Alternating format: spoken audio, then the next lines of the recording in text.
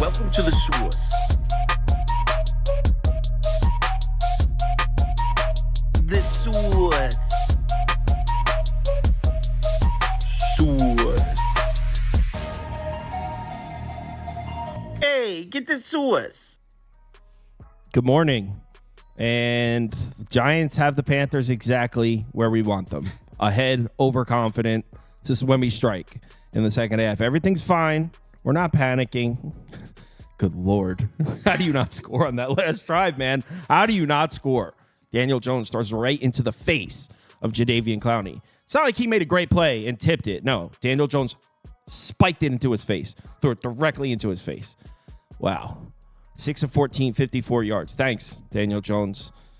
Still a lot of time left, and the Panthers are terrible. So I actually am still confident. I only have the money line. I didn't lay the 6 or the 6.5 with the Giants. So I actually still think the Giants are going to win, but what a painful half. We do have in the bottom left of the screen, that's a live updating thing. So if during the second half you don't want to turn the show off, it's going to update as the game goes. We're trying it out. I'm sure it'll be about 7 or 8 seconds behind because it's YouTube. But, yeah, so when the second half starts, that should auto-update. What's up, Ev? How are things going by you? Things are great, obviously. Can't complain over here. But, yeah, thanks for having me on. Obviously, we had 100,000 subscribers on our channel, and then right. Still really don't. I really don't even know exactly what's going on. So appreciate you having me on. We did start a second channel, though, and things are cruising. So you know what? As that happens, I feel better and better. And I do appreciate you because for everyone watching and Toast and Beaver, like Kyle's been super supportive and nice to me behind the scenes. So it does mean a lot. I'm not going to cry 2 minutes into the stream here, but maybe if I was buttered up a little bit more, you might see some tears. I mean, it's understandable after what you're going through, to be honest with you. Yeah, I mean, it's karma. People that do things the right way get good things happen to them, and you've always done things the right way, in my opinion. And what we'll do is we'll wait until we get through like 6 games when there's a lot of people in there, and then I'll put the link in and tell everyone to take 10 seconds and go subscribe. Try to give you a little bit of a kickstart there on the new channel. Appreciate it. Yeah, we'll wait until like we're at like 6 games in, so there's more people in. But anyway, Patriots, Bears. So this is the other half of the bet I'm currently sweating. I have Giants money line, Bears money line as a parlay.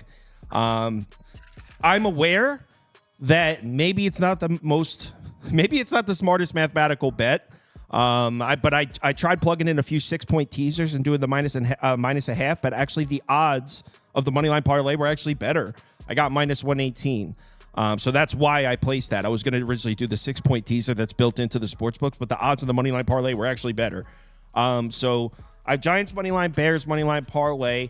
It's actually not even the best matchup for Caleb Williams, especially with the injuries to the Bears offensive line. That's a nightmare over there. So I'm not even expecting Caleb Williams to bounce back in a major way. He didn't look great against the Cardinals. He was sacked a million times. So I'm not even expecting Caleb Williams to bounce back in a major way. I do think the Bears can run the ball a little bit in this game. I know that's also dependent on the offensive line, which is injured.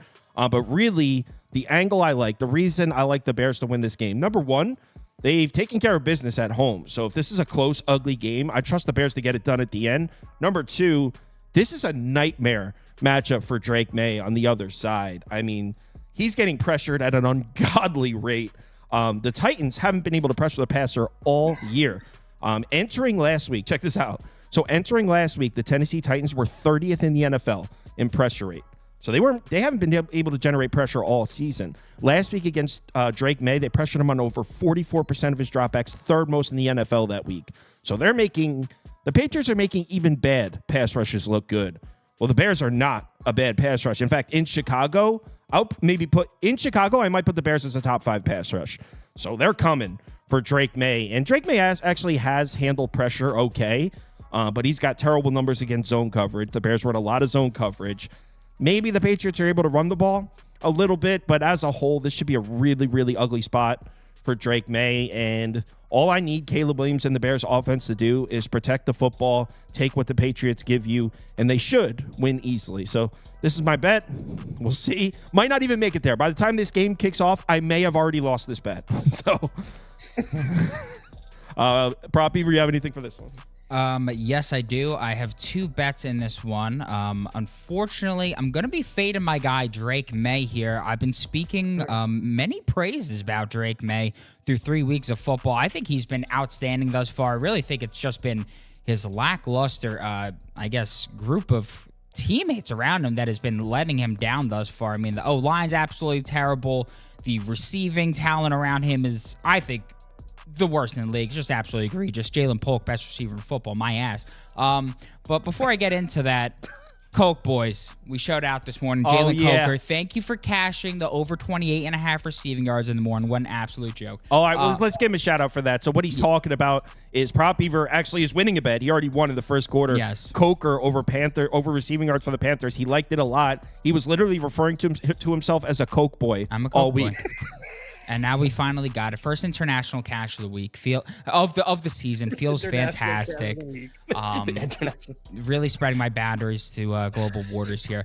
I'm faded Drake May 2 ways here, and I don't love it. It doesn't feel good, but it feels like the right thing to do here because, as Kyle mentioned, nightmare matchup. Drake May a lot less effective against zone thus far. Yards per attempt and pass rating go from 15th and 11th against man to 31st and 28th against zone. On top of that, we see a Bears defense that's also 7th in single high frequency. Again, his yards per attempt and rating against double high, 16th and 16th. Against single high, 33rd and 30th. On top of that, this is defense that lives in cover 3. Amongst 36 quarterbacks, Drake May, 36th, 31st, and 32nd in yards per attempt, passer rating, and turnover-worthy play percentage against cover 3. So really ugly matchup here. And then just look at how the books are pricing his props thus far.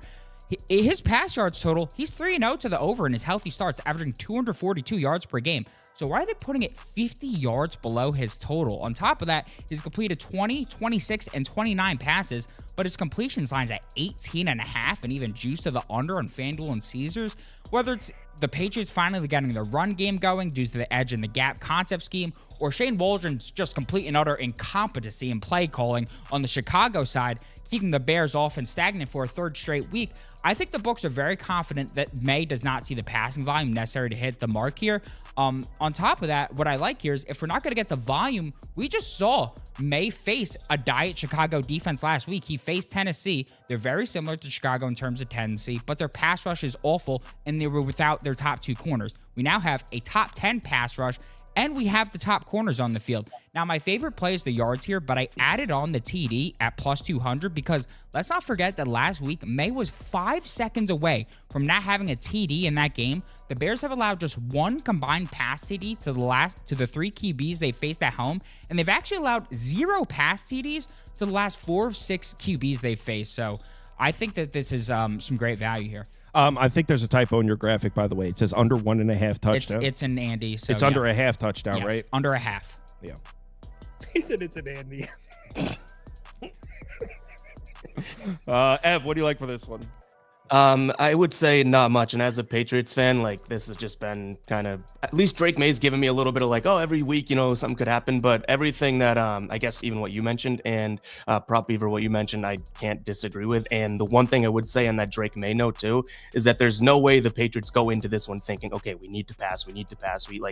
They'll try to run the ball if they want to keep this game close whatsoever. I believe in my video, I said Patriots plus the points just because Chicago's in such a weird spot right now, whether it's ownership or coaching or even now the players on the field don't like each other. It's so weird to lay 6.5 points at that time. So I would say if I had to take some Patriots plus the points, but honestly, that's just, I still think Chicago wins this game. But if this game does slow down and the Patriots do take the ball out of Drake May's hands and try to run the ball, I think that 6.5, late in the game could help them out, because I do think that they have the ability to keep games close, especially when, based on where Chicago is right now and how they've been playing, I don't necessarily know if they have that pull away talent either. All right, so Patriots, you lean Patriots plus the points. Yeah, I wouldn't be laying the 6.5. So right. I don't hate it. It's by default, I think I look at the Patriots. Toast. Bears first half minus 3.5 for me. Patriots, one of the worst first half teams in the league this year. Under Coach Mayo this year, the Patriots are in the first half. Where did I lose it? It's really bad. It's like 2-7 in the first half this year. Not to mention the fact that Caleb Williams at home has been a different story. If you include that Jags game, he's 4-0 at home this year. He's completing 67% of his passes, and his touchdown to interception ratio 7-1 compared to like 2-4 on the road as far as touchdown to interceptions, and he's 0-4 on the road. So clearly, home and road splits have been something for Caleb Williams. Just trying to attack that on top of the fact that the Patriots are absolutely terrible. So, and they can't win in the first half. So, Bears first half for me. Bears first half -3.5. Notice the poll, not the poll, the chat isn't working. Gonna try and get that working again soon. All right, no worries. We'll get on to the next game. Yeah. And Patriots 2-7 to the first half spread this season. Sorry. I remember you cashed on a Patriots first half earlier in the year. That was my first bet of the year. They're usually big because of Jacoby Brissett, and then that's right. Terrible, and then Jacoby Brissett system first half QB. Really fast. All right, next game.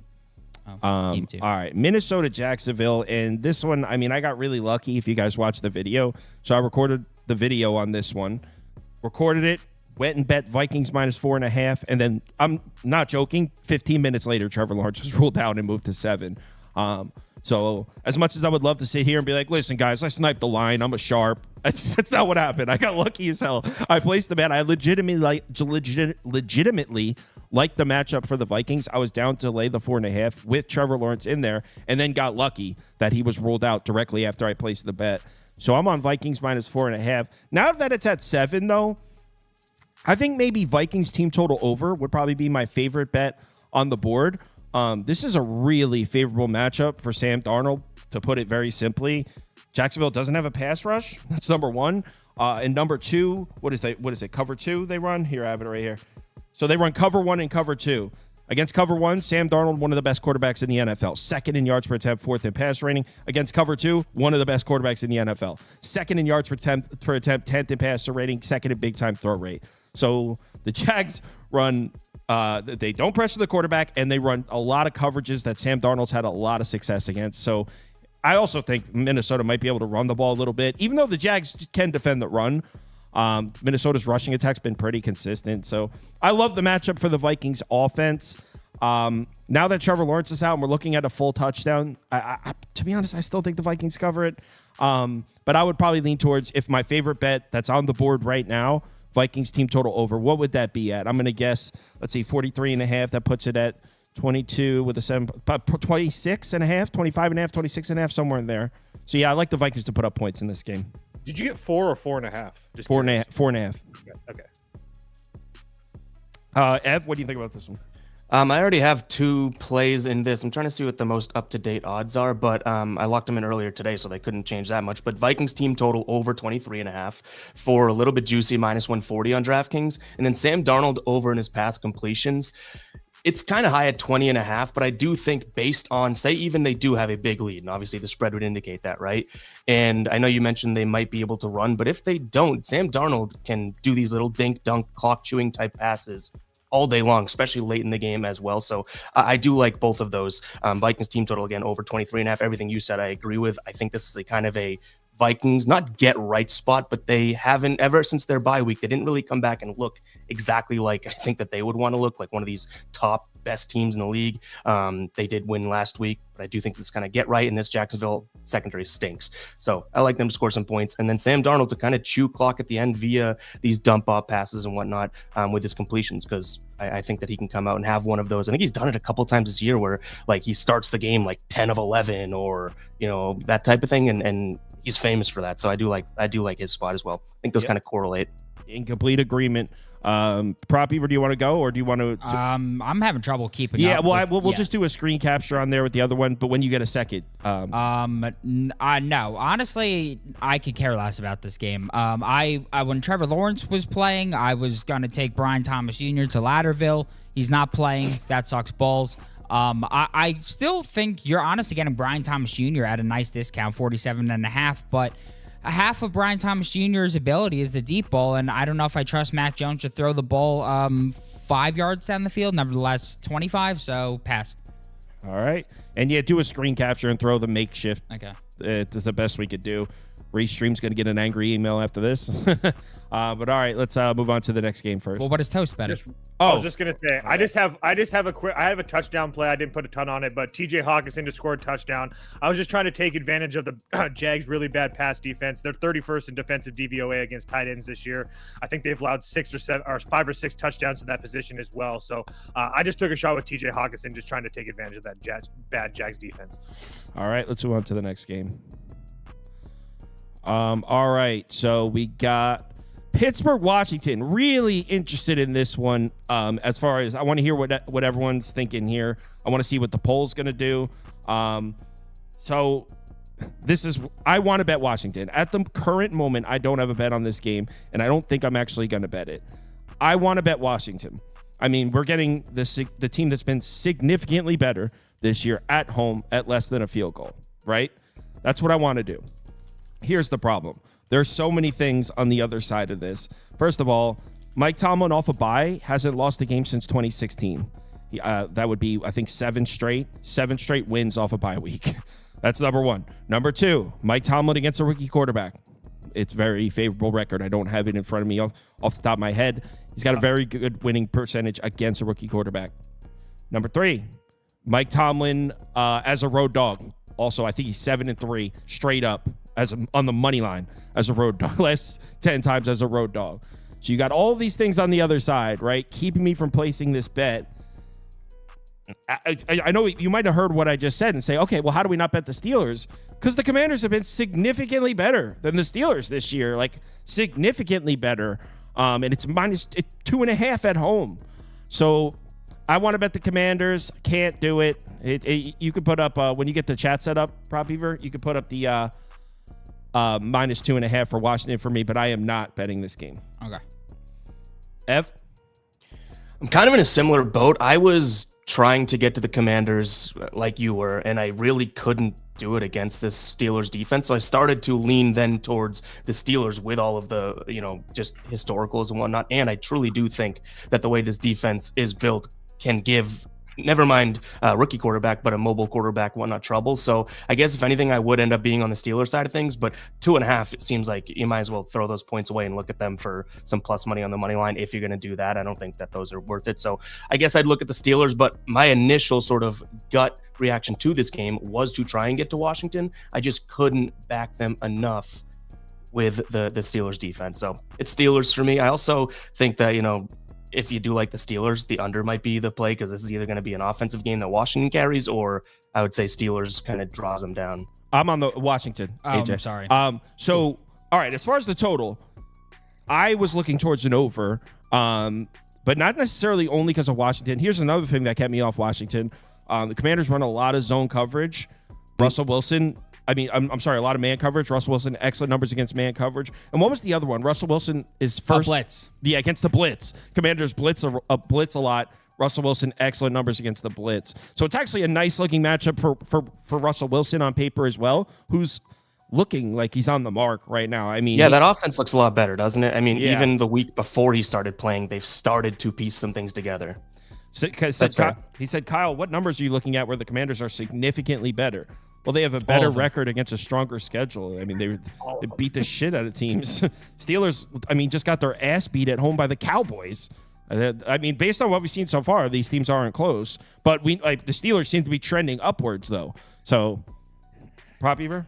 Yeah, and this one, I never thought I'd see the day, but Najee Harris, the bucking Bronco, is really looking like one of the more explosive backs in the NFL right now. I believe since week 6, I believe he leads the NFL in missed tackle force rate. He looks absolutely fantastic right now. I'm taking his over longest rush, and I'm not whipping out the ladder. The ladder's dead. But every time I whip out the ladder, you know where I go? I go one rung up.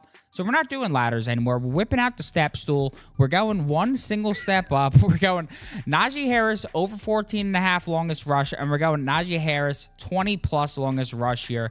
The Washington Commanders, we've seen some great defensive improvement out of this team lately, But my lord, has this defense still looked like a steaming pile of shit on the ground. They're 30th in yards per carry, 28th in success rate, 29th in EPA per rush, and 26th in DVOA. We've now seen an opposing running back hit this mark in all 9 of the Commanders' games thus far.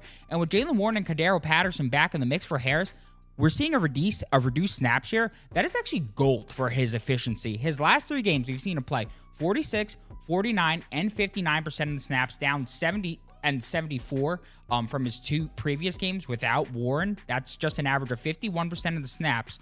That's all before the return of Patterson. Patterson is coming back this game with a snap share of 45 and between 45 and 60%. Harris is over his last 16 of 24 games. That's a 66% hit rate. On the road in those spots, he's over his last 8 of 11. That's a 73% hit rate. He's hit 20 plus yards rush in his last 12 of 22 in this spot. That's a 55% hit rate. We're getting that at plus 180. And the Commanders have allowed a 20 plus yard rush in 7 of 9 games thus far. So I just think at the minus 120 it is for the 14.5 and the plus 180 it is for the 20 plus. I put 1.5 on the 14.5 and a half unit on the 20 plus. 2 units on Harris today. Love this spot. Music to my ears, Prop Beaver, because I had Najee Harris over 63.5 rush yards. Sensational. I know. Fantastic. I actually ended up with 1, 2, 3, 4, 5 plays on this game. It just happened to be random. Oi! I know. Harris is one of them. Obviously, Goat Boswell, kicking points and field goals. You already know that's lock it up. That's free as air. I also like Jaden Daniels under 223 passing yards today. The Commanders have only faced one team this season that ranks in the top half of the NFL in opponents' EPA per play. And I think that this is going to be a really bad spot for Jaden Daniels on the road here today. I also played the Steelers plus 1.5. Mike Tomlin with the Steelers, 59, 31, and 3 ATS as an underdog with Mike Tomlin. I think that everybody, or a lot of people that I know, really want to back Washington or are backing Washington. And after watching and having to hear what Saw says and stuff like that, it really made it easier for me to get to the Steelers. So Steelers, go Boswell, Najee Harris. That's the script. I agree. After hearing what the Fade Lord Saul says, it's like you simply have to take the Steelers in this spot. I got Steelers plus 2.5 plus 100. I didn't realize. It looks like everyone's taking the Steelers, by the way. Okay, that doesn't help me. So, all right, next up. All righty. I thought I was so sharp with that. I'm not going to lie. No, I think the Steelers are the most public dog on the board today. Colts, Bills in Indianapolis.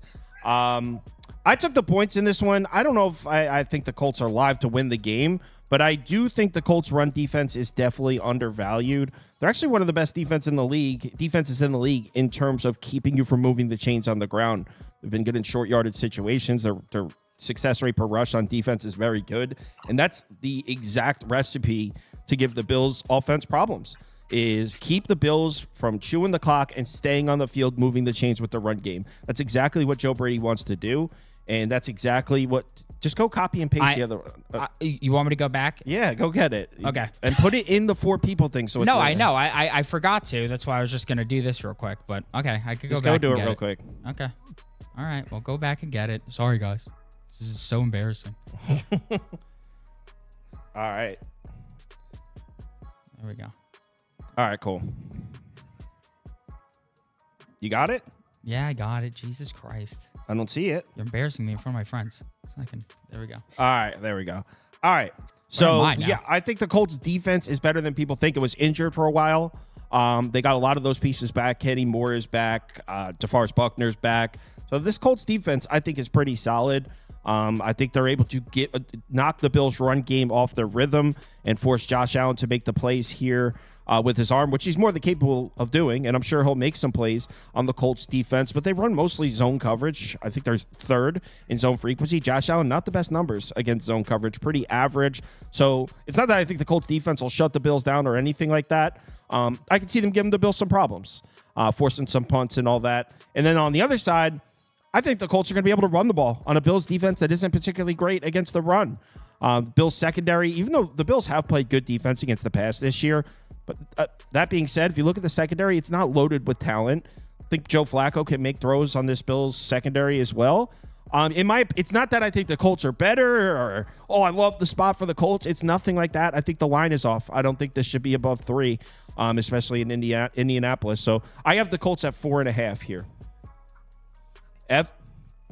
I agree with a lot of what you said. I did kind of start with the side of, hey, let me see if I can get to the Bills because of how good they've been. And that 4.5, 4, whatever, that seems like such a weird number to me. So I actually pivoted to Bills team total over for a couple different reasons. Another one where I bought probably a half a point or so because I got it at minus 148, which is still right around what it's at, which is juicier than your morning OJ. But what I will say is, just given the fact that Indianapolis can barely hang on to the ball, they're terrible in terms of time possession, dead last in the league. You give a Bills offense now that is going to probably throw the ball more and more for more chunk plays and whatnot against a tough Colts secondary in terms of, like, I don't think that they can really hang with them. I just see more and more possessions for the Bills, for them to go out there and score 24 points, which is obviously a key number. That's why I bought down to that line. I can't help but like that a lot more than my initial sort of, hey, this should be a Bills spot. So to me, that line kind of sent me in a different direction, and I do like it after kind of digging into it more. Bills team total over.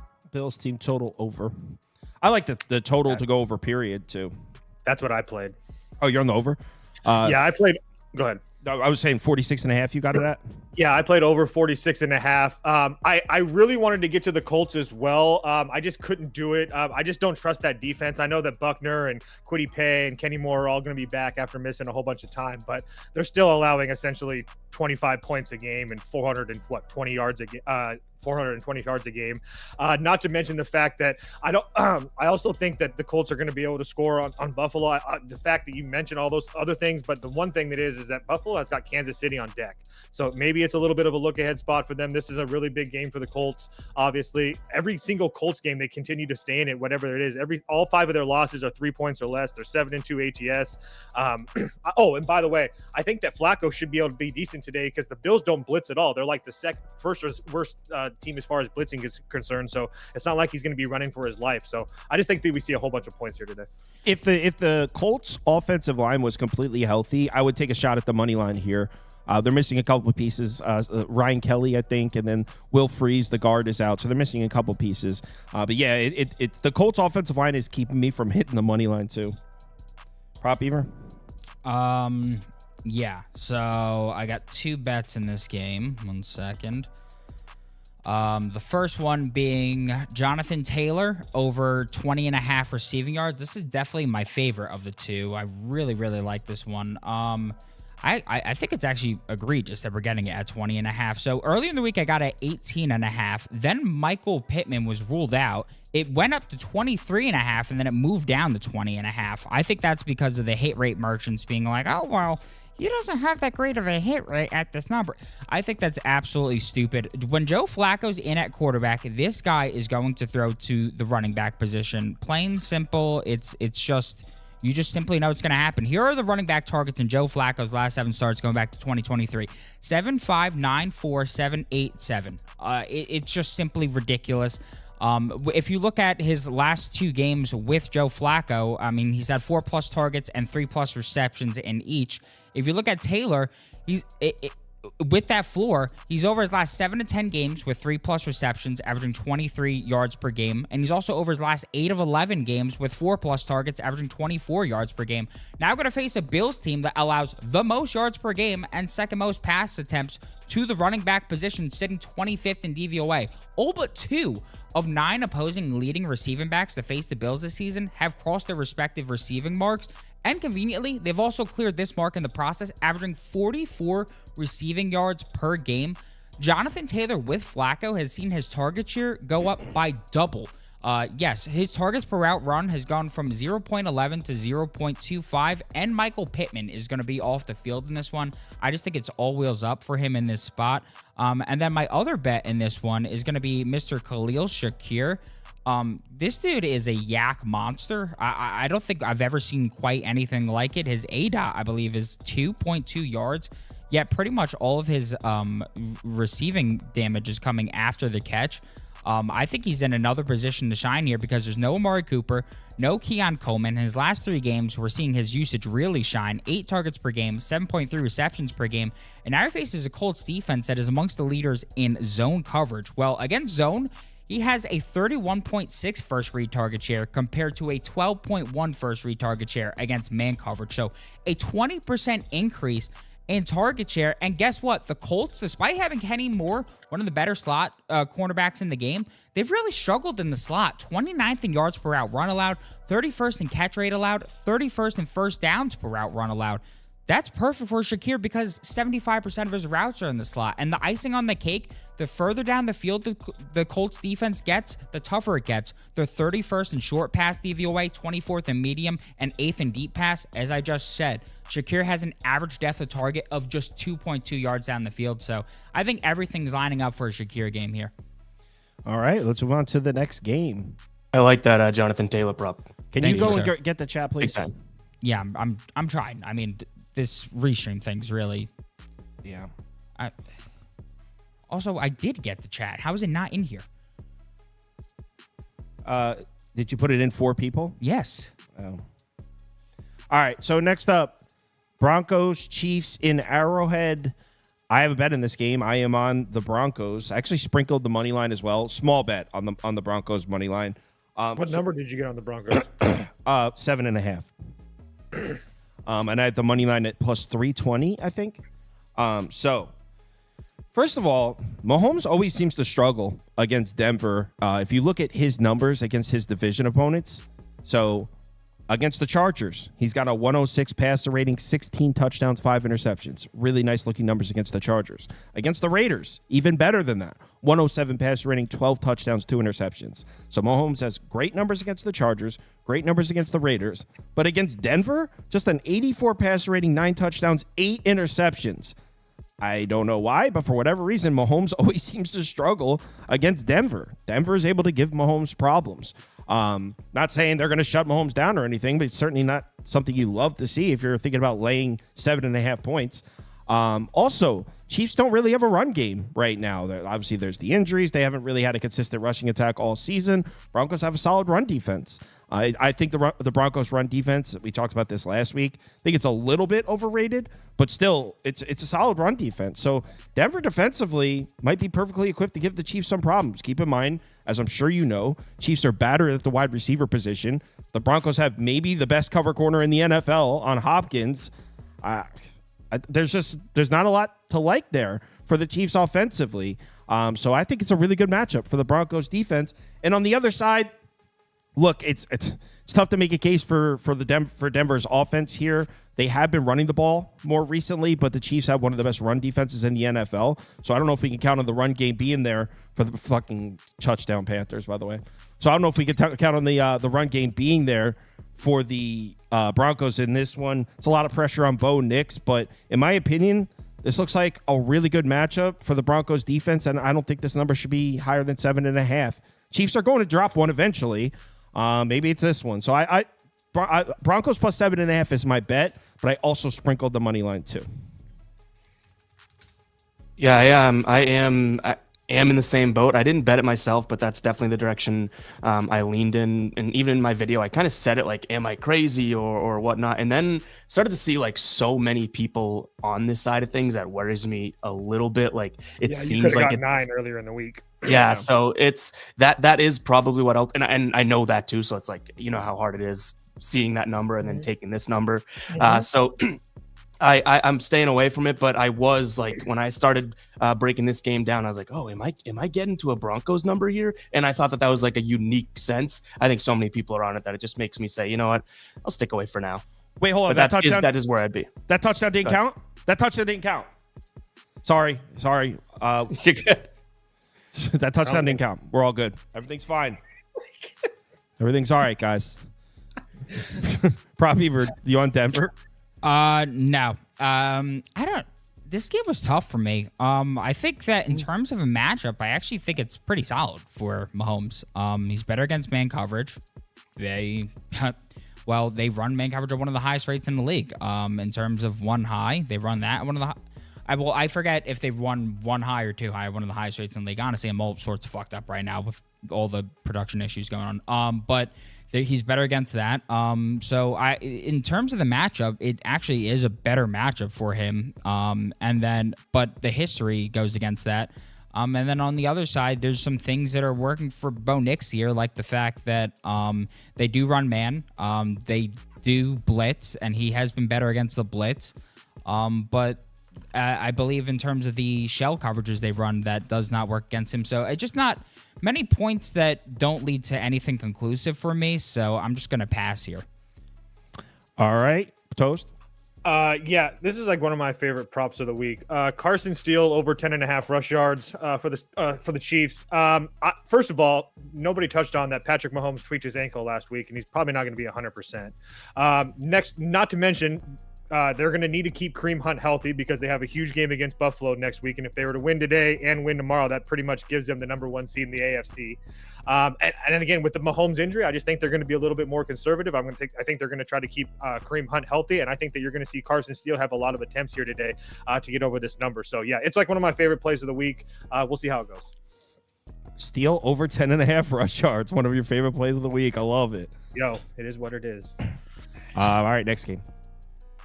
Falcons Saints. Going to give me some love for that. Speaking of one of my favorite play, the chat's gone. Yeah, don't worry about it. All right. Speaking of one of my favorite plays of the week, Young Wei Koo over kicking points. No, do you want to give that first? No, everybody already knows what it is. I bet him every week. I don't have to go into it. All right, so I'm on the Falcons -3.5. It's one of my favorite plays of the week. I truly think that last week wasn't much of a fluke. I think the Panthers may be slightly better than perceived, and I think the Saints are terrible right now with the current injuries. The entire offensive line is gutted right now for the Saints. They're crushed. They're missing the center, the right guard, and the backup guard/center. So, I mean, we've seen the Saints offense fall off a cliff since that happened after the second week of the season. So the Saints offensive line is a mess. And yes, we saw it look terrible with Spencer Rattler, but since the injuries to the offensive linemen, offenses look terrible with Carr also. It looks terrible. The offensive line is really, really bad here. Not to mention the receivers for the Saints, who's even playing in this game. They're gutted in that department as well. The Saints offense just not a unit I could trust in any capacity. I think they're terrible. Now on the other side of the ball, the Saints healthy. The defensive front is healthy. Might be the worst run defense in the NFL. And we had said going into the season, I mentioned how I thought the Saints were going to have a bottom 5 run defense. They were a bottom 10 run defense last year and didn't do anything to fix it. So the Saints might have a bottom 3 run defense in the NFL. And want to know who's playing corner for the Saints today? All right, I'm going to read off the Saints corners. Shamar Jean-Charles, Ugo Amadi, Alante Taylor. They that's their one starter that's in. Alante Taylor, Rico Payton. They're gutted here. Adebo's out. Kool-Aid McKinstry's out. Lattimore plays for another team now. The Saints team is just a shell of what it was, and until they get some pieces back on the offensive line and in the secondary, maybe at wide receiver as well, there's just no way I could back them at all. Falcons just a much better team here. I know the quote-unquote sharp move is to take the 3.5 at home, but I don't think people are even fathoming how bad the Saints team is right now. I mean, since they started off the season hot, right? They won those 2 games. They look good as hell. Since that moment, they've lost 7 consecutive games. 5 of them, I believe, by double digits. It's a really bad team. I think the Saints are as bad as the Panthers. So, yeah, I'm on Atlanta, definitely. I just want to say one thing. I've heard this a lot, like this week. If you're banking on luck rankings, because I know that the people are trying to say that the Falcons are like the luckiest team in the NFL, like the variance on that is so crazy. Like I just really wouldn't put a ton of stock into that. I just wanted to say that. Ev? I have a weird one here. It's on DraftKings and FanDuel, so if people like it, you can do it. But the most rushing yards in the game, Bijan Robinson for +100. I don't see. I know Kamara's on the other end and whatnot, but I don't really see. Kamara went for what, like 150 something? Was it last week? Or whatever. It was against the Panthers, right? And it's like, okay, nice. He's moving along, but this is such a bad offensive line. This is such a, even with Derek Carr, I don't really see, like you said, Kyle, in terms of how good they are. But Bijan, I feel like, should have a good day today. And then I don't know who you get to for the rest of the game that would necessarily compete with him in terms of having more yards. Like even if he only goes for say 65. I can't imagine that Kamara went out there and ran for 95. So yeah, for +100, I don't mind that spot. Again, it's +100 on DraftKings right now. FanDuel -105. If you don't have those books, I guess you might not have access to this one, but I like it. Bijan Robinson to be the leading rusher in the game at +100. That's cool. I like it. It's unique, innovative there. It is. It is, yeah. You know what they call me, Innovative Ev. They always have. Prop Beaver, Dating back to Always school. have. do you They have always have. do you have anything innovative for us, Prop Beaver? Saints or pass. It's pretty simple here. I don't think the Falcons are a very good football team. Are the Saints a very good football team? No, they're an abomination. But you know who's an abomination? Dennis Allen. This is a pure play on momentum with the pile of shit that is Dennis Allen leaving the locker room. The guy's a fucking atrocity. And the Falcons really aren't that good at all. I don't think they're good on defense. I think their offense is dramatically overrated. So yeah, I think this line actually just tells me everything I need to know. I mean, the Saints have looked like truly the worst team in football the last 6 weeks, and they're only catching 3.5 here. What the fuck is this line? Well, I mean, it's because what you just explained, that the Falcons aren't as good as their record perceived. I think the line seems about right. I mean, Okay. I personally would have it like 5.5. You and 6. 82% of the poll. Yeah, well, I mean, what the public perception is irrelevant to the line. Keep though. going. Toast? Fire away. Just Young Waku over kicking points. We play it every week. It's just that simple. So He's not as reliable as he once was. He's a young hoe, but he ain't cool no more. okay. Next game. Next game is right. You don't have to put that up. That was actually very clever, Beaver. Thank you.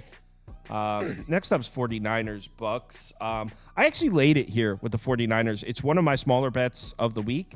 I'm a little worried about Tampa Bay getting back to the ground game because I think we're going to see a heavy dose of Bucky Irving in this one, and I think the Bucks believe that they could run the ball on the 49ers in this game, and they might be right to an extent. I think they're going to be able to run the ball on the 49ers too.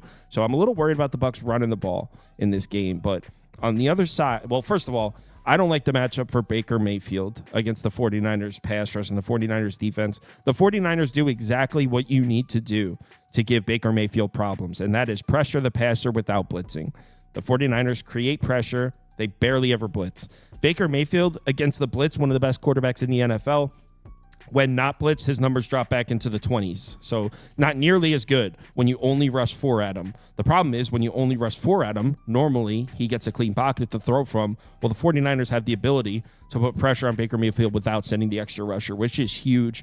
But I am worried about the Bucs running ball. On the other side, though, this is a beautiful, beautiful spot for Brock Purdy. First of all, he's been much better on the road this year. Check this out. Okay, ready? Brock Purdy at home, 76 passer rating, 3 touchdowns, 6 interceptions. 76 passer rating, 3 touchdowns, 6 interceptions. At home, a 121 passer rating, 7 touchdowns. On the road, a 121 passer rating, 7 touchdowns, 1 interception.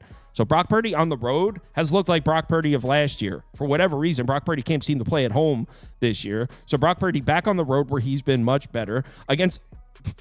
Brock Purdy splits against zone and man coverage, by the way, intense. He's much, much, much better against zone coverage. He's actually one of the best quarterbacks in the NFL against zone coverage this year. Want to know who runs more zone coverage than any team in the NFL? The Bucs.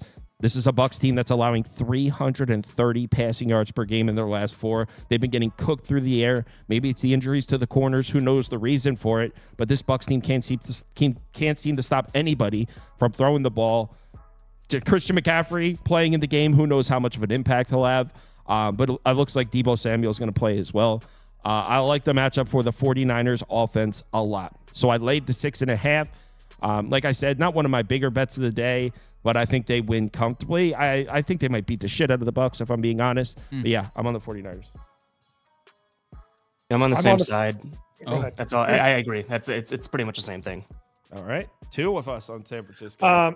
Just a couple things, 3 things out of my notes. Road favorites this year in the NFL, 30, 17, and 2. That's almost 64% against the spread. Road favorites coming off a bye, 77 and 50, 77, 50 and 4 ATS since 2023, including 26 and 11 when favored by 5 or more points. Excuse me. Not to mention the fact. Sorry, He's battling. No, this is incredible. Also, the rest advantage. Bucks are coming off shorter rest than normal. They just played Monday Night Football. The Bucks defense has given up 30-plus points in 3 of its last 4 games. Not to mention they played almost 84 snaps on Monday Night Football. I think that the 49ers roll here today. Boys, sign me the hell up. I'm fully with you. I think this is the Purdy legacy game we've been looking for. All the Purdy haters the past 2 years, this season's what they've been waiting for. I mean, they've been waiting in the shadows, waiting to say, "Oh, see, I told you so. He's not that good." Well, no, I mean, this game right here is what it's all about, people. I mean, this is the matchup.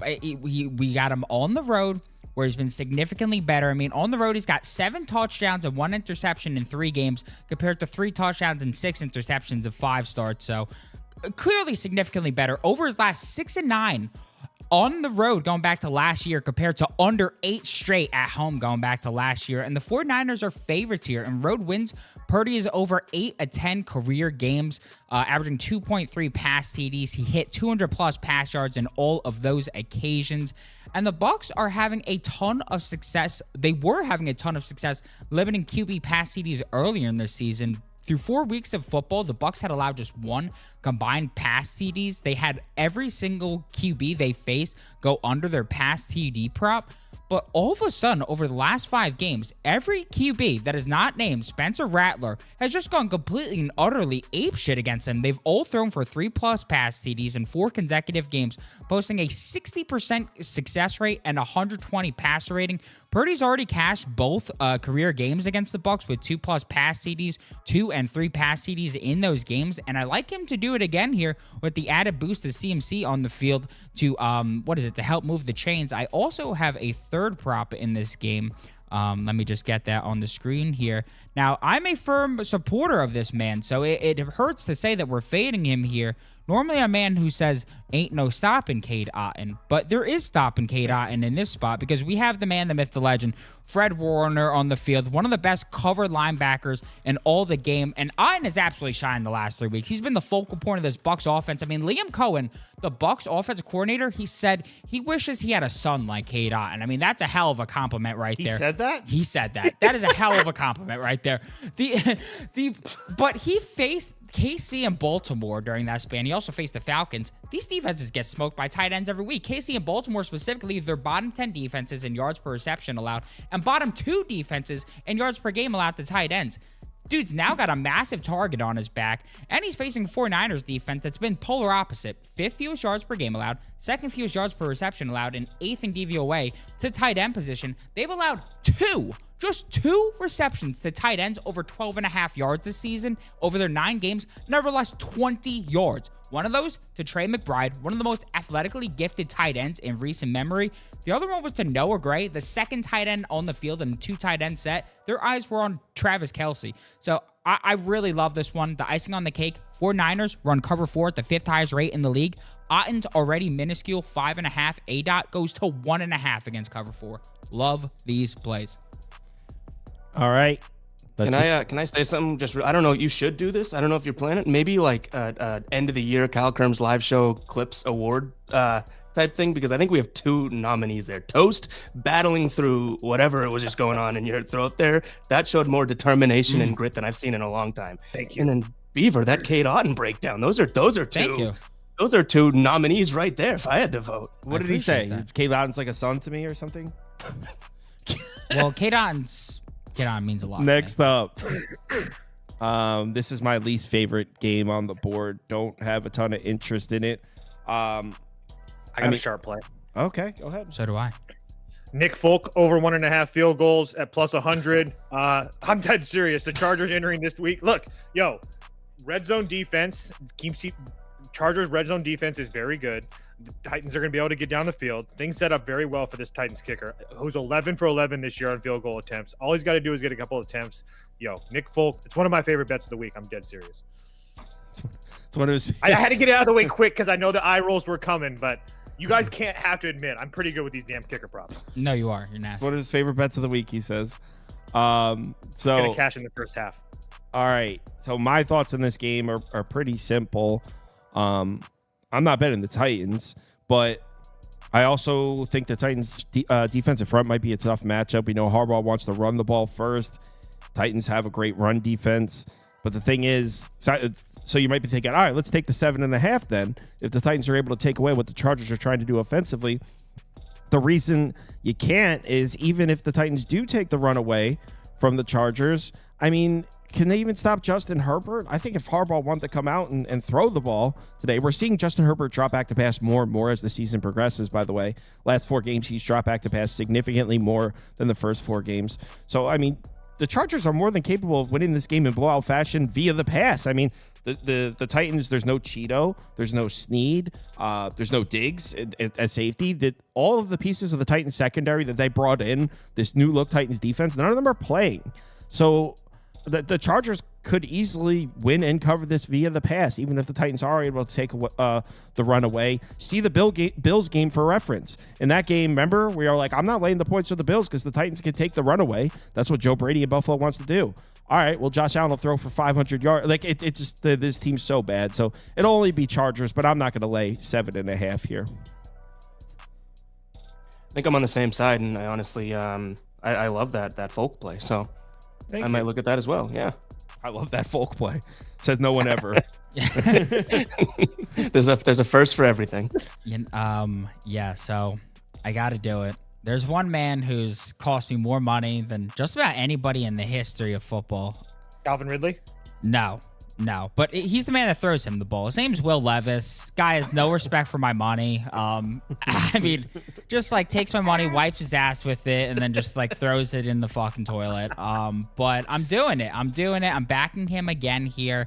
And I really do love the spot for him, not to really have like any success in terms of efficiency or anything, but just for the guy to complete some passes. I really do. I think it's a fantastic spot for him to complete some passes because when we look at the splits, it's working excellently for him. The Chargers run zone coverage and 2-high coverage at the 2nd and 3rd highest rates in the league. Now, Levis is horrible against all coverages, but just look purely at the completion percentage. Against man coverage, 45 completion percentage. I mean, absolutely egregious. But against zone coverage, that goes to 70%. That is a massive jump right there. And now listen to this. Against 1-high, 35th in completion percentage. Absolutely terrible. But against 2-high, which, again, the Chargers are 3rd in the NFL in, he is 1st in the NFL amongst 37 quarterbacks in completion percentage. So this guy, he just takes the easy pass, and he's willing to complete it. The Chargers are also 1st in cover 4 frequency and 5th in cover 6 frequency in the NFL. Levis versus cover 1 and cover 6 amongst 36 quarterbacks, 1st in completion percentage. So again, these are coverages that he has a ton of success just completing passes against. And in terms of historical trends, the Chargers have won 9 straight at home against the Titans. Why is that relevant here? The opposing quarterback position is 4-1 going over the mark in Chargers wins, averaging 22 completions. The lone miss was Bryce Young by the hook. Levis's attempts line in this game is set at 29.5 and 30.5. With just 29 plus attempts, he's 6-1 to the over, averaging 20.6 completions per game. We're getting this at plus money, guys. It's ugly. He's an 8-point dog here. The game script is likely going to be working for us. I think you got to put your pride to the side here, and you just got to bet it at what is an excellent number. So, can I ask you what your honestly thoughts on Calvin Ridley? Because I was going to play him considering under receptions and over receptions on the running backs and tight ends in this game. Got it. So you're backing Will Levis after what he's done to you this year. Yep, it's just going to be check down city. I'm starting to think you like it. You like the pain. I love this play. I really do. All right, let's move on to the next game. All right, so the next game is Jets Cardinals. All right, don't have a bet on this one. Want to bet the Jets. What's holding me back is very simply. Well, first of all, does anyone have a bet on this game? Because I don't, so I don't have to go first. No. All right, so I want to bet the Jets. That's my pick for this game. Is the Jets at the short number. I think the Jets should be able to do whatever they want offensively in this game. I even think they're going to be able to run the ball. And I know the Jets offensive line hasn't done a great job creating space in the run game. It looks like they're going to have Vera Tucker and Morgan Moses back for this game. So that obviously helps the entire right side of the offensive line back for the Jets. When that offensive line was healthy, they were excellent in pass protection. So the Aaron Rodgers should have plenty of time. But we're talking about the run game right now. The Cardinals, not a great run defense. So even though the Jets don't have a particularly great run game, I expect him to be able to run the ball. But more importantly, like I just said, Rodgers should have all day to throw. This isn't a particularly good cut. There you go, Bones. Let's go. That's the momentum shifter right there. Dot. We're winning this game. All right. So anyway, Aaron Rodgers should have all day to throw in this game, and he should have no problem. He's got weapons for days now. So I expect the Jets to score a lot. Jets team total over is another thing I considered. The reason I haven't placed this bet as of right now, and I might, this is a 4 p.m. one, right? Yes. Because I don't have many plays in the only play I have is in the Cowboys-Eagles game. So I might place this bet later just so I have a second bet in the later games. But the reason I haven't placed this is I don't know. Daniel Jones is piecing them up right now. I don't know if I can I don't know if I can trust the Jets to make stops in the run game. The Cardinals are going to hand the ball off to James Conner. I don't know if the Jets can stop it. CJ Mosley's still not back for New York. Do I expect the Jets secondary to be a terrible matchup for Kyler Murray? Of course I do. He's got terrible numbers against man coverage. Jets have elite pieces in that secondary. I think Kyler Murray's going to be in prison here against the Jets secondary, but what's to stop the Cardinals from just handing the ball off? How the Jets going to get off the field? So that's why I haven't, and taking a road favorite in a situation like that, that's why I haven't bet it yet. But in my opinion, I like the matchup better for the Jets. It's a short line. I think the Jets are going to ride the momentum up. Remember, this Jets team has gotten real unlucky. So, I mean, if the luck swung the other way, the Jets could be sitting like 6-3 right now. So, yeah, Jets would be my pick. I might bet it later. I'll just go really quickly. I was looking at Kyler Murray to score a touchdown just because you talked about the secondary for the Jets should be fine, but the Jets ranked 24th in defensive DVOA against the run, and they've also allowed 3 touchdowns to quarterbacks this season. And last week they could have given up one to CJ Stroud. It was really close. So Kyler Murray plus 240 for anytime touchdown. I might sprinkle that. That's the only thing I got. The fact that it's plus I don't 240 almost tells me he's scoring. That's what I'm saying. Like, I was going to ask you, but I was just going to ask you off air because I thought that was kind of a weird number. That seems very weird. I like that. Proppy, for simple question. As a Jets fan, have you regained belief? Oh my God, that was a trick question. You're actually going to say yes to that? I don't know, man. I was going to say it's not a straight no. That means I thought it was a straight. I thought it was setting him up for an absolutely not. Absolutely not. No, I mean, I don't know. I'm just numb. I'm numb. See, that's the thing. I mean, past this season, I know what's about to happen in this game. We're about to lose, and it's going to suck dick. So I'm just going to really just set myself up for it. If I had to bet this game, I think the pendulum has swung, people. If you somehow got the Jets with the points, congratulations. I would, at this point, be taking the points with the Cardinals. You know my thoughts about the Cardinals. Overrated pond scum. How is the defense performing this well at this point? I don't get it, but they are. They really are performing well. I think Jonathan Cannon has coached those boys up. It's kind of like Dan Quinn with that defense. Not the best talent in the world, but you know what? He's coaching those boys up, and they're performing right now. And I just don't really love capping this Jets team, but I feel like the way they celebrated that win against the Texans as if they won the Super Bowl, because it kind of was. They needed to win that game. They celebrated as if they won the Super Bowl. Devontae's like, Rome wasn't built in a day. You had one game against the lowly-ass Texans. I mean, congratulations. Let's relax a little bit. Well, they didn't have any of their guys in that game. I'm going to lean the Cardinals here due to the fact that they could exploit the Jets' piss-poor rush defense. And Murray is a god against the AFC. I said it when I faded him, when I backed him against the Dolphins. 10-3-1 against the spread his last 14 matchups against the AFC. This guy hates the NFC, loves the AFC. Ev says he's passing. Let's move on to the next game. And go ahead and clear the picks off here. Because I have a touchdown score, which means we got to hit the jam. Yeah, we do. Wait. All right, touchdown score, hit the song.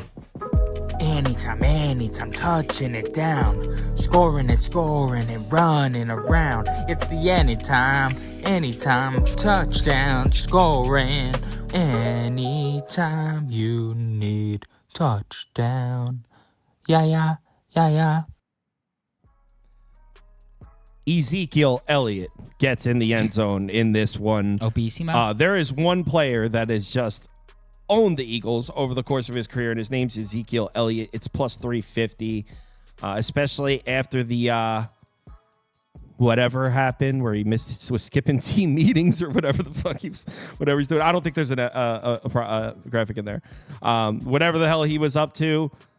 Jerry wants to silence everything, right? Playing the Eagles, a team that he always seems to kill, a game where the Cowboys are going to need to be more reliant on the run than we've seen all year without Dak Prescott. Zeke Elliott gets in the end zone. If there's a first and goal situation, that's who they're giving it to get that crowd going. So yeah, Zeke Elliott touchdown scorer. Now, as far as the game, I bet the Cowboys plus 7.5. And you're not going to find many numbers that support a Cowboys bet here. Obviously, right now with Dak Prescott out, the Eagles are the much better team. But we're talking about plus 7.5 at home in a division game. I mean, I just took the Panthers plus 7 against the Saints last week. I mean, I would take terrible teams at plus 7 in division games. So I just think the line has moved dramatically too far here. We're talking about a Cowboys team that we regarded as a playoff team. Certainly, they're not looking anything like that. I know, but we're plus 7.5 in Dallas because Dak's out. The look-ahead line for this game was 2.5. Dak Prescott moves the line 5 points. He's not even playing well. I mean, in fact, I think you can make the argument that based on the production we've gotten out of Dak Prescott the last couple weeks, Cooper Rush might be the better option right now. Talk about in the short term until Dak gets his shit together. He's been terrible. How does Dak Prescott move the line 5 points? He hasn't even been good. So Dallas at home. And also there's the element of, I was talking about this with Prop Beaver this morning before we went live. So when there's a quarterback change, okay, so you coach a football game completely differently from the two roles, right? If the Cowboys were Dak Prescott in this game at home in Dallas, they'd be coming out. Mike McCarthy would be saying, let's just run our shit. We can win this game, right? Let's go out there and run our shit. We can win this game. The whole vibe of that has completely changed. Now, going into this game, Mike McCarthy knows if we run our shit, we're going to get beat. This team's better than us, which means he's going to go into his bag of tricks. And I don't necessarily mean trick plays. I think the Eagles defense are going to get caught off guard. That first game with a new quarterback, when you go from a good team to a bad team and no one's expecting anything of you, the Eagles defense has no idea what Mike McCarthy's about to do offensively in this game, which I think is going to result in the Cowboys competing offensively. Look, on paper, the Cowboys defense should struggle here, but the Eagles are kings of shooting themselves in the foot. 7.5's a lot in a division game, so let's go. First and goal. Cowboys. It takes me like a few words to know when you stop talking about like your taking in the game. Maybe that's because I'm stupid, but like I feel like I thought you just capped off your take on this game with "let's go."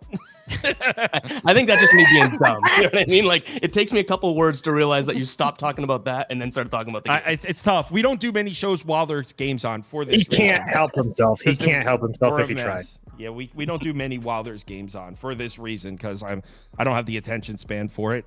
Ev, what do you want in this one?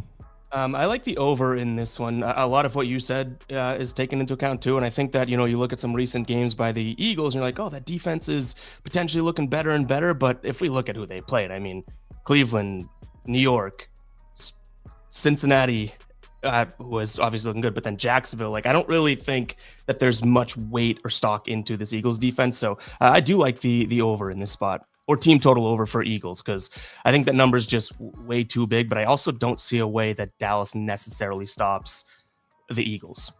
Magic. That's Which that's always out there. You never know when it's coming up, but it is a possibility. All right. So I by the way, I was considering over also, so I'm in agreement there. Toast, do you believe in your Dallas Cowboys? No, but I believe in your handicap. But speaking of magic, the Cowboys have somebody that's like a magic maker. His name's Brandon Aubrey. Brandon Aubrey over 1.5 field goals.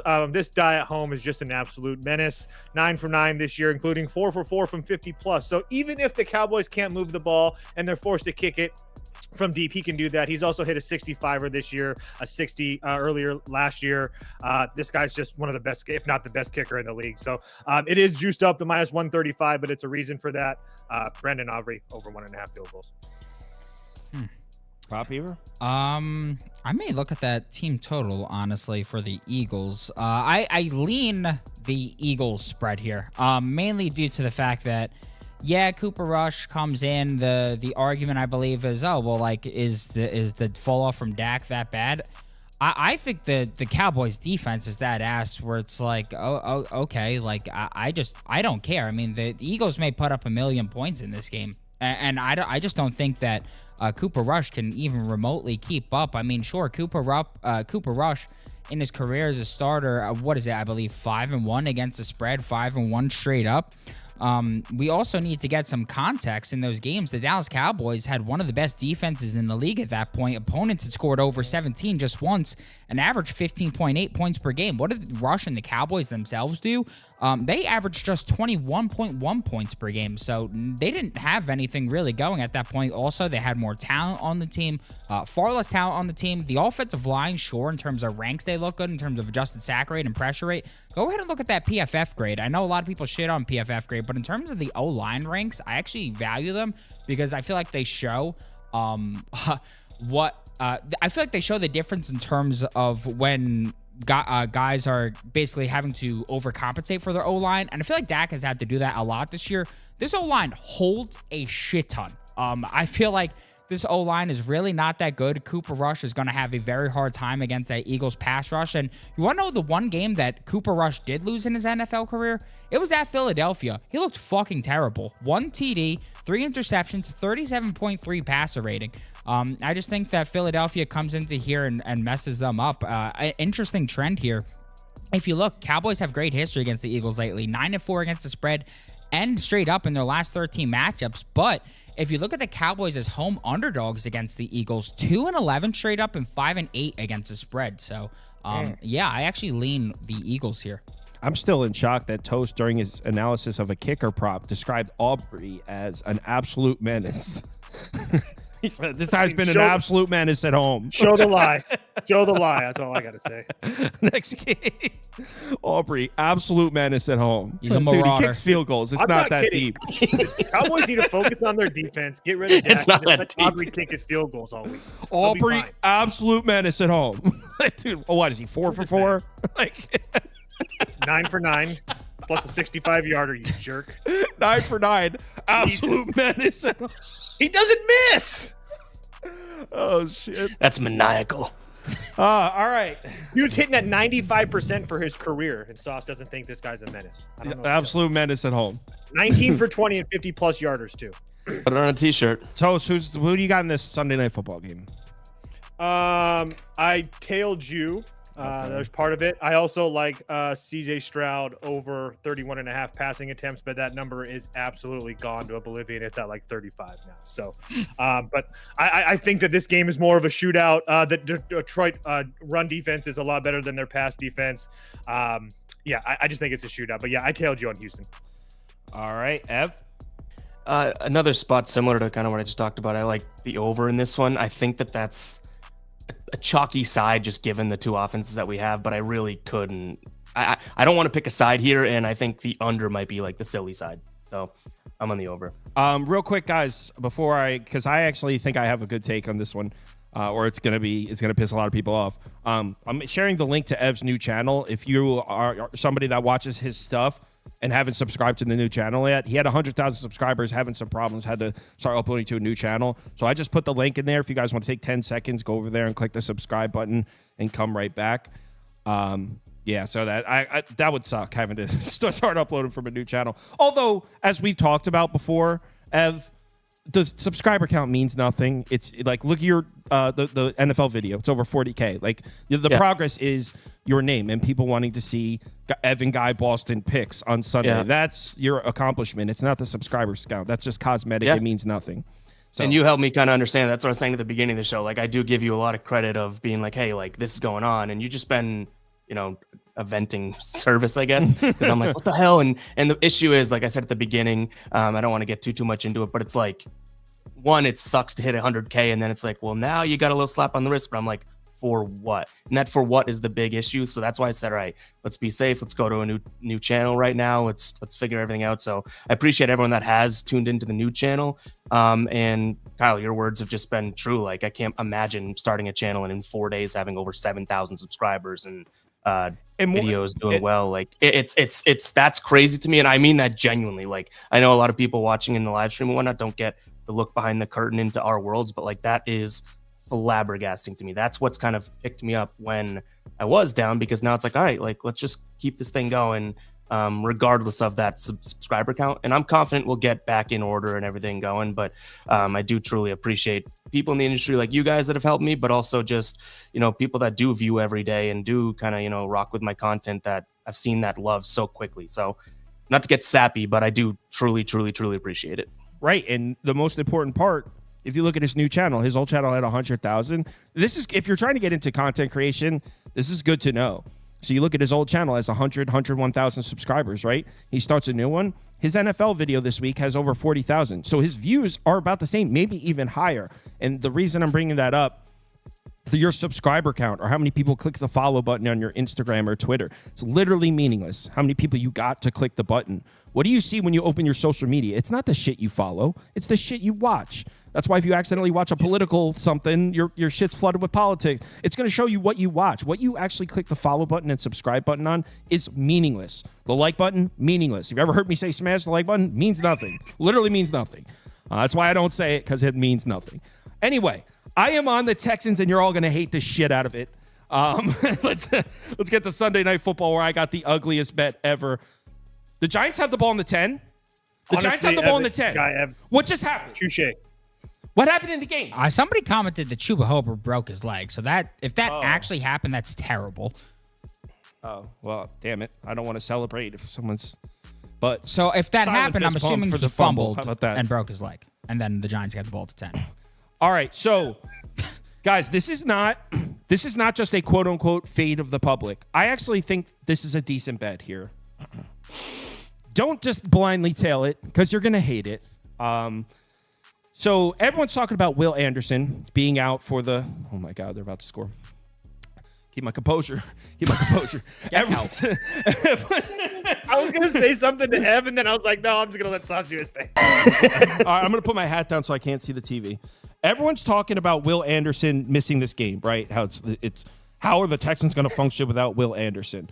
Man, this team is towards the top of the NFL in pressure rate created. Will Anderson doesn't even lead the team. Danielle Hunter does. So the idea that this Houston Texan defense is just going to be useless without Will Anderson, no, that's just not accurate. This team creates pressure from all over the place. Not to mention, why are we talking about Will Anderson being out and not mentioning that Taylor Decker is out, the left tackle for the Lions, maybe the most important piece of their offensive line. By the way, doesn't get talked about. That Lions offensive line is a huge reason of why the Lions are the Lions, is that offensive line. So you want to point at Will Anderson being out. Okay, Taylor Decker is out as well for the Lions. They're left tackle. So that's a wash.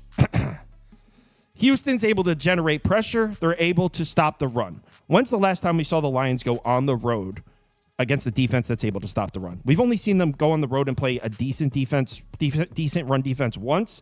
The Vikings, they almost lost that game. Certainly didn't cover 3.5. Texans are capable of doing that. The Giants just threw a freaking pick, dude. Oh, my God. Anyway, so the Texans have a great run defense. We haven't seen the Lions in this situation. I'm so fucked up. Oh, my God. I'm mad right now. I was waiting for you. There's no way you were going to finish that without freaking out. So Texans have a great run defense. The linebackers are finally healthy. Al-Shair's out there. Toto. They're able to actually make the Lions offense work, make Jared Goff drop back to pass, which he's capable of doing. But also, we know Jared Goff's capable of throwing picks. The Lions data points are all like this up now. We forgot that sometimes they're down here. And the idea that Jared Goff's going to play at an MVP level flawlessly the rest of the season is not realistic. And on the other side of the ball, we can find some value on the Texans as well. My bet is not based on this, but is Nico Collins back? He's listed as questionable. I placed a bet expecting him to be out. So if he's back, that's a bonus. Say, everybody that I respect and talk to think that 3.5 he's out. Yeah, I placed the bet expecting him to be out. So if he plays, that's a bonus, whatever. A lot of people are saying this Texans offense sucks without CJ Stroud, right? That's what everyone's saying. Well, since he's went out, they've played mostly on the road. 3 of the last 4 games have been on the road. CJ Stroud's been significantly worse on the road his entire career. Even last year when he was killing it, he was significantly worse on the road. So back at home against a Lions defense, I don't think is any good. They're not generating pressure anymore. I mean, they're injured as hell. They brought in Za'Darius. to play defensive end. He might not even play in this game. If he does, how acclimated is he going to be to this offense? So I think this Giants defense is bad. I mean, that Giants defense is bad also. But I think this Lions. See, that's what I'm talking about. I get confused with what we're doing. I know. I'm just kidding. This Lions defense. I think this Lions defense is bad. CJ Stroud at home is going to remind everybody that he always goes off in Houston. 3.5 is too many. This line should be 2.5. Texans.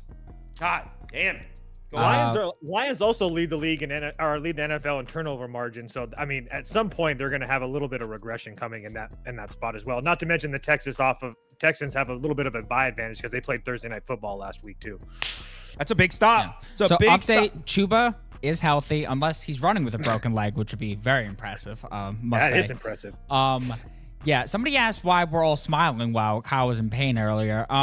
Daniel Jones' incompetency is just truly funny to me. And then also I saw that he has this Giants hat on during the game too. I know, that's the best part. I think that made me laugh even more. What do I think in terms of this game? I was gonna lock in Sam Laporta under 38.5 receiving yards earlier this week, but I was kind of like in and out on it, and now that sounds like 32.5, so didn't lock that in. I think this game, as my friend Lindy would say, very efficiently priced. So I'm just gonna go ahead and pass on this one. But hold on, what does he say? Very efficiently priced. Everything in this, all markets are efficiently priced. So I'm just going to pass. But I think it's going to be a great game to watch, and I think that Kyle has a decent little edge there. So hopefully he cashes his. Yeah. You mentioned the turnover margin, or Toast did. I think Goff's going to throw a costly pick in this game. I forget. I took his friggin' interception over against the Vikings. He has one of the highest turnover-worthy play rates in the league. That's what I'm saying. And just keeps getting lucky every He's been tap dancing on ice for a while. I think he throws a costly pick in this one, maybe even a pick turnover six. Margin Rooting for you. Turnover margin has to turn. All right, let's do a community parlay. Hit the song. Yes, sir. Oh, plus 120 to throw a pick. The parlay we bet, yeah, community parlay. I'm so in, he says. Making a parlay. Yeah. All right, let's do some community parlay. Or do you want to do your underdog while I'm doing it? Yeah. Okay, so Prop Beaver's going to do his underdog pick 'em. You missed last week, hit the week before, right? Yeah, I'm trying to. Oh, yeah, it was the friggin' Kazir White ladder that missed last week. Oh, my God. Don't get me started, man. Scumbag. He is. No, actually, no. It's not him that is to blame. It's. And you know what? It's also not Caleb White to blame. Not Caleb Williams to blame either. It's that scumbag Shane Waldron. Motherfucker, call some plays that are actually runnable. Holy Christ. Kazir White was a home wagon until Shane Waldron comes to town. Not this week, folks. We're bouncing back. We got a winning underdog comment. Let's put it on the screen. On this foo-foo lame shit, I am with it. 1 second. I can't sometimes. All right. I'm going to have Shipley make you a Lou Amarillo blanket. A Lou and Aroma blanket? Mm-hmm. I mean, what, a blanket that only performs in the playoffs? I don't need that. Did you go through your shit? Yeah. Hey. All right. Hey. I got it. I'm trying to kill time here, Kyle. Falcons money line. All right, we got it here. That's the first It's a 4-piece. We got Jonathan Taylor, higher than 20.5 He caught receiving that. yards. Discussed that earlier. Najee Harris, higher than 14.5 longest rush. Cade Otton, lower than 19.5 longest rush. And Will Levis, wow, we put him in here. That's how you know it's frisky. Will Levis, higher than 60.7 completion percentage. If you want to replace the Will Levis leg, which I know most of you will likely want to, you can get a free pick or a free leg. It is Kevin Durant, higher than a half total point. If you do not have an underdog and you would like to join, well, you can in one of these yellow states. The code to join, well, it's BET. It's 3 letters, BET. And you can get a deposit match up to $1,000. Got a punt. Got a punt. So yeah, Falcons money line's the first leg. Falcons is first leg. Yeah. Jesus Christ, where the fuck was he throwing at? Giants have this guy an edge, and I don't blame him. Vikings money line, second leg.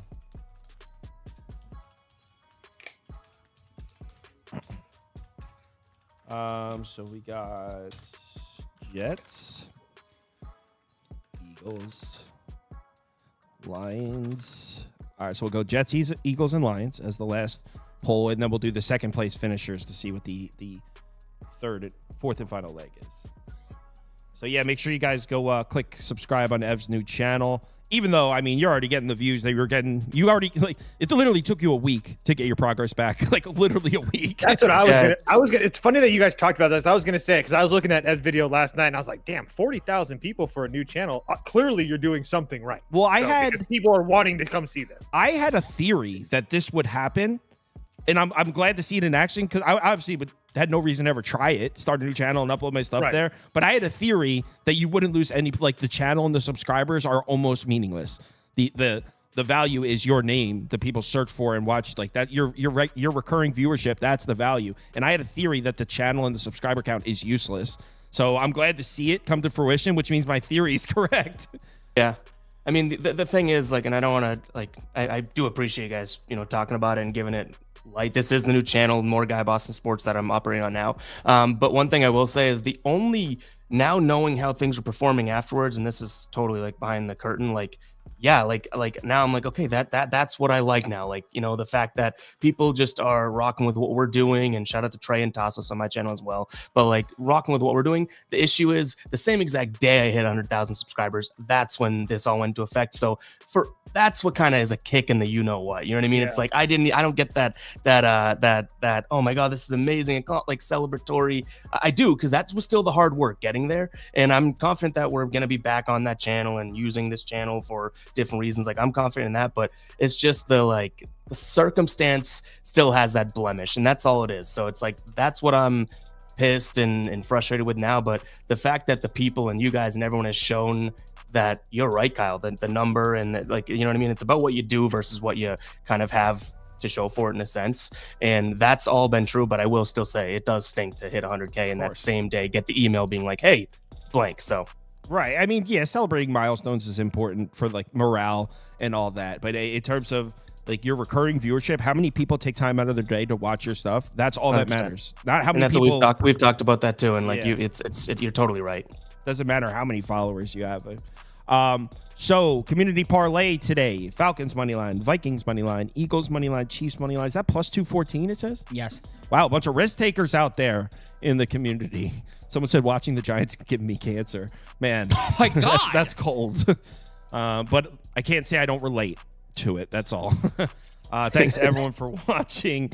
Let's have ourselves a good Sunday. Yesterday was okay. I mean, college football Saturday, it looked like it was going to be a great day. I had a few bets collapse. I had Nets money line at plus 625 collapsed in the fourth quarter. They were up 12 points in the fourth quarter. Wow. Yeah. I had a few bets collapse. Dude. I had the under 41.5 in the Missouri-Oklahoma game. It was 10-9 in the fourth quarter and went over. like shit. I had a bunch of shit, but it was okay Saturday. Let's follow up with a good NFL Sunday. Please remember to bet responsibly. Go check out the website.